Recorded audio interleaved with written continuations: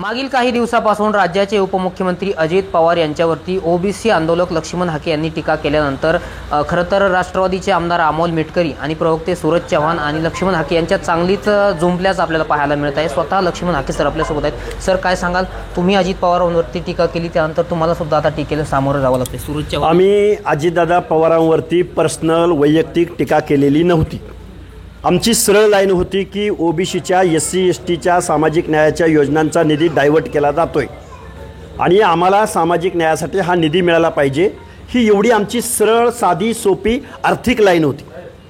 त्यांच्या प्रवक्त्यांनी एकदम शिवराळ भाषेत, कमरेखालच्या भाषेत आमच्यावर टीका केली आणि सुरुवात झाली।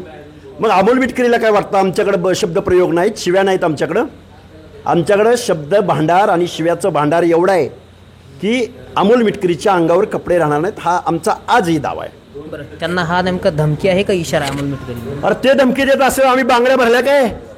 हां, त्या चव्हाणनं काल मला सांगितलं महाराष्ट्रात तुला फिरू देणार नाही। अजितदादा पवारच्या बारामतीत जाऊन प्रेस केली मी या टायमाला। काल 3-4 गावामध्ये मिटिंगा, सभा, हलग्या लावून वाजत गाजत मी तिथपर्यंत गेलो। त्यामुळं आम्हाला धमकी द्यायच्या भानगडीत पडू नका। सूरज चव्हाणांचं एक ट्विट आलेलं आहे की लक्ष्मण हाके हे ओबीसी आणि धनगर समाजाला लागलेला कलंक आहे। माझा समाज आणि ओबीसी ठरवतील लक्ष्मण हाके कलंक आहे का ओबीसीच्या बाजू प्रश्न या महाराष्ट्रात मांडतोय। तुझ्यासारख्या माकडाच्या सर्टिफिकेटची मला काय गरज आहे? आणि आम्ही सुद्धा टीट फॉर टॅट जशा तशा भाषेतच यांना उत्तर देणार। होळकरांची अवलाद आहे, अशी लपून छपून युद्ध खेळणाऱ्यांची अवलाद नाही, सरळ वाळवंटात युद्ध खेळणाऱ्यांची अवलाद आहे। त्यामुळे आम्हाला धमक्या द्यायच्या भानगडीत पडू नका। महाराष्ट्र आमच्या बापजाद्यांचा आहे, तुमच्या नाही। सूरज चव्हाण असं म्हणतायत की लक्ष्मण हाके दुसऱ्याच्या रिचार्जवर चालणार आहेत, काय नेमका तुमचा? अजितदादा पवार अमित शहाच्या रिचार्जवर चालतो, ते विचार म्हणावं पहिलं। बरं, आता ह्या जे टीका होऊ लागल्या आहेत, तुमच्यावर टीका होते, तुम्ही त्यांच्यावर टीका करताय, एकंदरीत सगळं तुम्ही अजित पवारांना गोचिडाची उपमा देताय, ते तुम्हाला ब्रँड अँबॅसिडर देताय, या सगळ्या टीका टिप्पण्यांकडे आपण कसं पाहतो? गेल्या 4 महिन्यापासून 5 महिन्यापासून आम्ही महायुतीला निधी मिळावा म्हणून वारंवार मीडियाच्या माध्यमातून या महाराष्ट्रासमोर भांडतो आहोत, संबंधित मंत्र्यांना भांडतो आहोत। पोरं रात्रंदिवस आम्हाला फोन करतायत की सर तुम्ही बोला, सर तुम्ही बोला, पण कोणीही या महाराष्ट्रात ऐकायला तयार नाही। हा महाराष्ट्र कारखानदारांचा आहे, हा महाराष्ट्र भांडवलदारांचा आहे।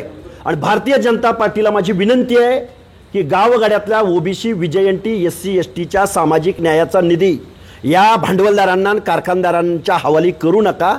यांचा हा सोशल जस्टिसच्या बाबतीतला निधी यांना द्या, ही आमची साधी सोपी आणि आमची लाईन लेंथ सरळ आहे।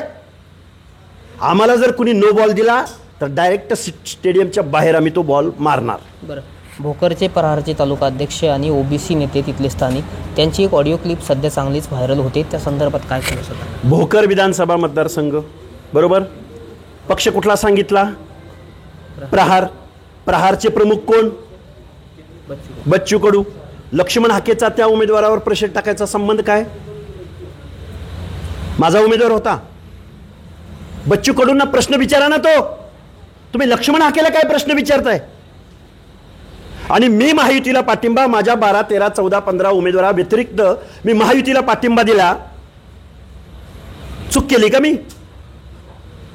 आणि भोकर विधानसभा मतदारसंघामध्ये महाराष्ट्राचे माजी मुख्यमंत्री अशोकरावजी चव्हाण यांची कन्या होती, मग त्यांना पाठिंबा द्यायला नको होता का? अमोल मिटकरीला नक्की काय म्हणायचंय? याच्या डोक्यावर परिणाम झालाय।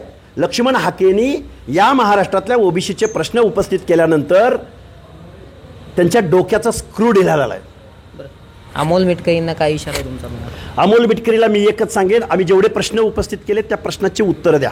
1% पुढं या महाराष्ट्रात ओबीसींना बजेट मिळत नाही ओबीसीच्या सामाजिक न्यायाच्या योजनासाठी। कारखानदारांना मात्र 100 कोटीमध्ये पैसे वाटले जातात। हे मी खरं बोलतोय का खोटं बोलतोय याचं उत्तर तुम्ही द्यायचं। महाराष्ट्रामध्ये एकाही जिल्ह्याच्या ठिकाणी ओबीसीचं वसतिगृह नाही, हे खरं आहे का खोटं आहे? अजितदादांना पुढे येऊन सांगायचं, हे सवाल आहेत। बरं, सुनील तटकरे असं म्हणतायत की रात्री दारू पिऊन झुलणाऱ्या माणसावर मी काय बोलणार नाही, म्हणजे अप्रत्यक्षरित्या तुमचं नाव न घेता तुमच्यावरती। सुनील तटकरे आंतरराष्ट्रीय पक्षाचे नेते आहेत, आंतरराष्ट्रीय। 1.5 जिल्ह्यात आमची व्याप्ती आहे, आंतरराष्ट्रीय पक्ष आणि 1.5 जिल्ह्याची व्याप्ती।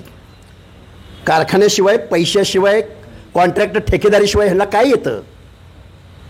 ज्यावेळी विचारलेल्या प्रश्नाची उत्तरं नसतात, त्यावेळी त्या विचारणाऱ्याच्या पर्सनॅलिटीवर, बॉडीवर, तो काय पितो, मी दारू पितो आणि तुम्ही काय मूत पिता का?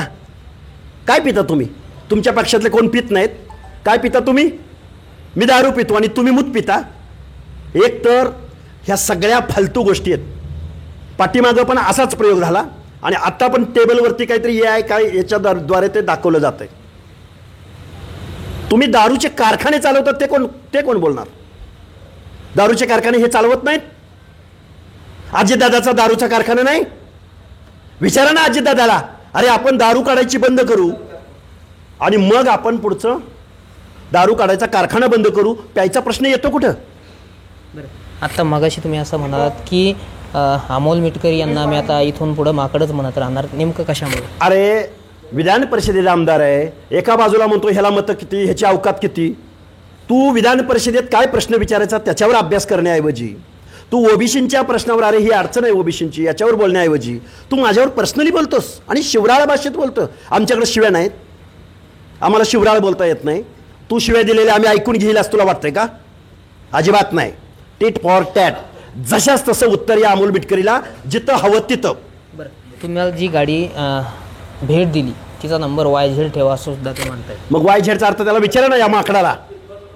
या माकडाच्या कानाखाली परत एकदा सांगतोय, एका कानाखाली Y आणि दुसऱ्या कानाखाली Z मिळेल लवकरच. तर नक्कीच हे होते ओबीसी आंदोलक लक्ष्मण हाके. वेगवेगळ्या विषयावर त्यांनी आपल्या यावेळेस प्रतिक्रिया दिलेली आहे. रामनाथ ढाकणे, TV9 मराठी, जालना.